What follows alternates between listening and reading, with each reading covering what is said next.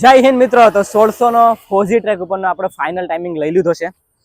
આપણી ત્યાં જ્યારે આવ્યા હતા ને શરૂઆતમાં, હું આજે શું કહેવાય કે વ્યક્તિની વાત કરવા માંગુ છું કે જ્યારે આપણી ત્યાં આવ્યા હતા ને પૂરી આશા અપેક્ષા સાથે, બરાબર, તમે બી ઓળખો જ છો એમને, તો એમનો ત્યારે ટાઈમિંગ આવ્યો તો 6:30.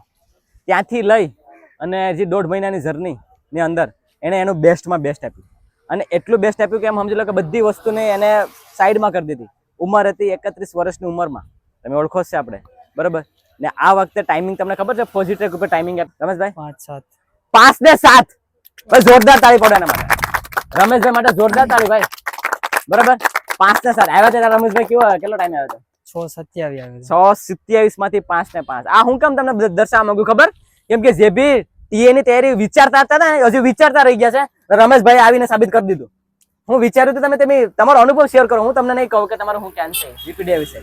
તમારું શું જ્ઞાન છે? દોડેલો નતો, એટલે કે મતલબ કે જે કોન્સ્ટેબલ મેં પાસ કર્યું તાનો દોડે જ નતો. હા. અને આ જેવું આવ્યો ને ત્યારે ટાઈમિંગ આપ્યું હતું, કોઈ ખબર નહીં કેટલા પૂરું થાય. 1600 તો બહુ ટાઈમ થઈ ગયો દોડી. પછી અહીંયા આપ્યું એટલે પછી 6:27 આવ્યો તો બસ. પછી હા, એમને તમારું વર્કઆઉટ ને બધું કર્યું, જેમ કર્યું ફોલો કર્યું બધું. એક દાડો રેસ્ટ રાખ્યો નહીં. આજથી 1.5 મહિનો થઈ ગયો. હા, બીજો ટાઈમ આવ્યો બસ 5 ને 7 આવ્યો. 5 ને 7. આની પહેલા 5 ને 30 હતો. હા, 5 ને 30. બીજો ટાઈમ 5 ને 30. 5:30 હતો ને 5 ને 7. 5-7. તો બસ જોરદાર તાળી બનાસકાંઠાથી આવ્યા હતા ભાઈ.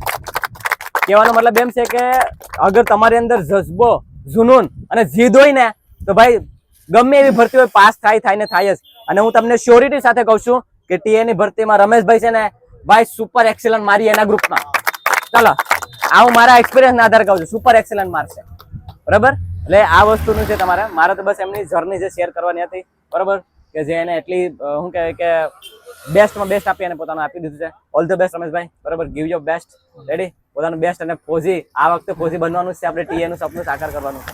તો બસ મિત્રો, આ હતું એગ્નિર વાળા વિદ્યાર્થીઓ માટે આ સંદેશ છે કે તમે વિચારતા રહો તમારાથી અડધી ઉંમર, બરાબર, સતાઈ જો એટલો આ રીતના. એટલે તમારા ઉપર છે, ધ્યાન રાખજો, બરાબર. પછી કહેતા નહીં કે કીધું નહીં.